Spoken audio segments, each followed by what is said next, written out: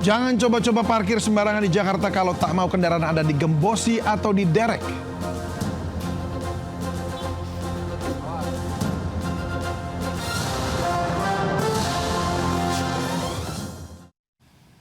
Halo, selamat siang pemirsa. Saya David Silahoy dan inilah seputar iNews Siang.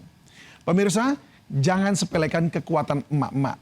Karena sekali teriak, bahkan maling bersenjata bisa tunggang langgang.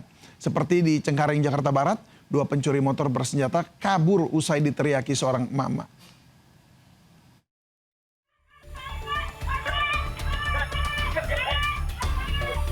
Kamera pengawas merekam 2 pencuri di Rawabuaya, Cengkareng, Jakarta Barat yang sedang mengincar motor milik seorang emak-emak.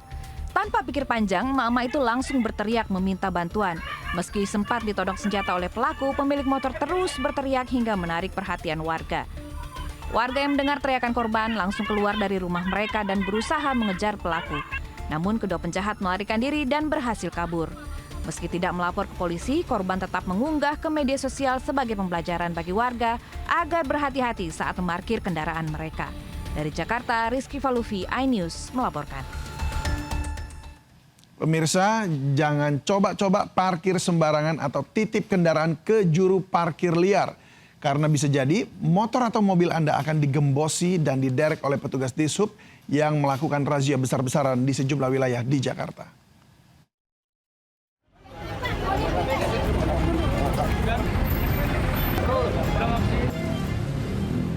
Puluhan sepeda motor yang parkir sembarangan di sekitar gang dekat Rumah Sakit Cipto Mangunkusumo, Jakarta Pusat terjaring razia cabut pentil yang digelar petugas Dinas Perhubungan DKI Jakarta Senin sore.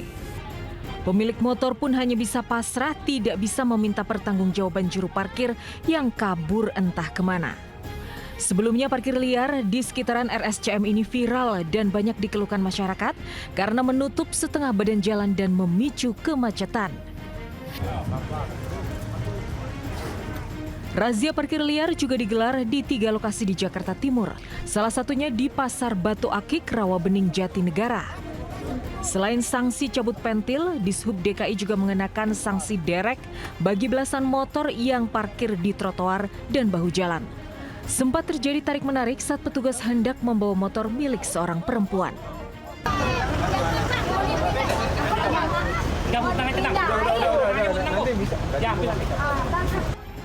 Di lokasi lain, petugas juga menderek 2 mobil yang parkir sembarangan di bahu jalan. Dishub DKI Jakarta menggelar razia parkir liar secara besar-besaran di 15 titik rawan selama 3 minggu ke depan. Razia parkir liar bertujuan mengembalikan fungsi trotoar dan jalan yang kerap diserobot sebagai lahan parkir tidak berizin oleh sejumlah masyarakat. Tim Liputan iNews melaporkan. Lalu bagaimana kondisi parkir liar di sekitaran RSCM Jakarta usai dirazia? Sudah bergabung bersama kami Yasmin Atania. Yasmin, apa masih ada kendaraan yang parkir sembarangan di sana? Ya baik, selamat siang David dan juga pemirsa. 1 hari setelah Dinas Perhubungan Provinsi DKI Jakarta melakukan penertiban parkir liar di sejumlah titik di wilayah Jakarta terkait dengan aktivitas parkir liar di tempat saya melaporkan yakni di kawasan sekitaran RSCM Jakarta Pusat ini masih berlangsung hingga saat ini. Kamera saya, Dimas Winardi, akan memperlihatkan kepada Anda untuk situasi terkini. Terkait dengan situasinya, ini aktivitas parkir liar masih terjadi di bahu jalan dan juga di gang-gang sekitar RSCM.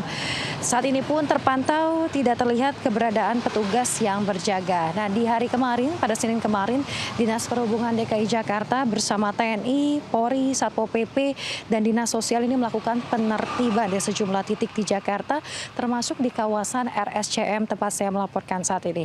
Dalam penertiban tersebut, petugas menindak kendaraan yang parkir sembarangan dengan mencabut pentil ban dan juga menderek kendaraan yang melanggar. Petugas juga ini menertibkan juru parkir liar di sejumlah titik rawan parkir liar di Jakarta. Dari Pemprov DKI Jakarta sendiri ini menyatakan akan meningkatkan pengawasan agar praktik parkir liar tidak kembali terjadi. Namun saat ini di sejumlah gang dan ruas jalan sekitar RSCM masih terlihat deretan kendaraan roda 2 yang parkir parkir di bahu jalan. Beberapa pengendara mengaku membayar uang parkir secara langsung kepada juru parkir sebesar Rp2.000 per kendaraannya. Nah, terkait dengan aktivitas parkir di bahu jalan ini memang membuat gerak kendaraan menjadi terganggu, khususnya di kawasan ini seringkali dilintasi oleh para pasien maupun pengunjung RSCM itu sendiri. Sekian informasi yang dapat kami sampaikan. David, kembali ke studio. Ya, ini memang perlu diperhatikan lagi oleh Disub ya, karena ini rumah sakit ya, akses untuk keluar masuk pasien dan juga calon pasien begitu.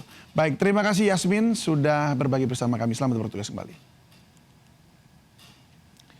Pemirsa, selain akan naik harga, minyak goreng subsidi minyak kita tidak lagi diberikan untuk bantuan pangan. Minyak kita nantinya akan dikucurkan langsung ke pasar tradisional.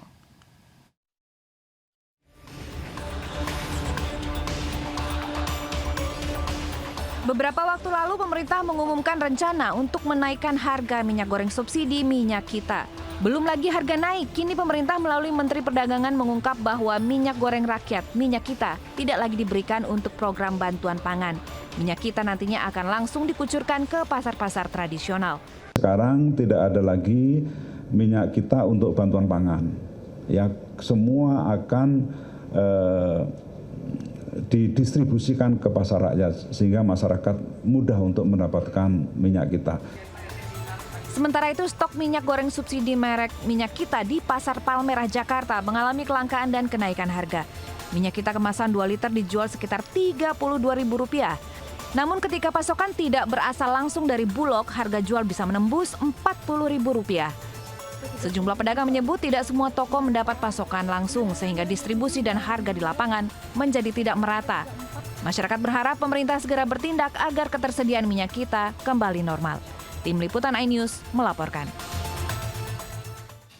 Kita ke kasus korupsi pemirsa. Kabupaten Muara Enim, Sumatera Selatan kembali dilanda skandal korupsi kepala daerah. Bupati Muara Enim, Edison, dan 9 orang lainnya ditangkap dalam OTT KPK pada Senin kemarin. Edison menjadi bupati keempat yang terjerat korupsi dalam 6 tahun terakhir. Setelah ditangkap, Bupati Edison dan 9 orang lainnya dibawa ke gedung KPK Jakarta pada pagi tadi. Para pihak terjerat OTT akan diperiksa terkait dugaan gratifikasi proses pengadaan di lingkup Pemkab Muara Enim. Sebelumnya, tim Komisi Pemberantasan Korupsi KPK menyegel 8 ruangan di lingkup Pemkab Muara Enim. Mulai dari ruang kerja Bupati, ruang asisten Setda, dan 5 ruang dinas kebudayaan hingga rumah dinas Bupati. Penyegelan dilakukan usai KPK melakukan operasi tangkap tangan dan menangkap Bupati Muara Enim Edison, 4 pejabat Pemkab, dan 5 orang pihak swasta pada Senin sore kemarin. Bupati Edison merupakan bupati keempat yang ditangkap atas kasus korupsi dalam 6 tahun terakhir.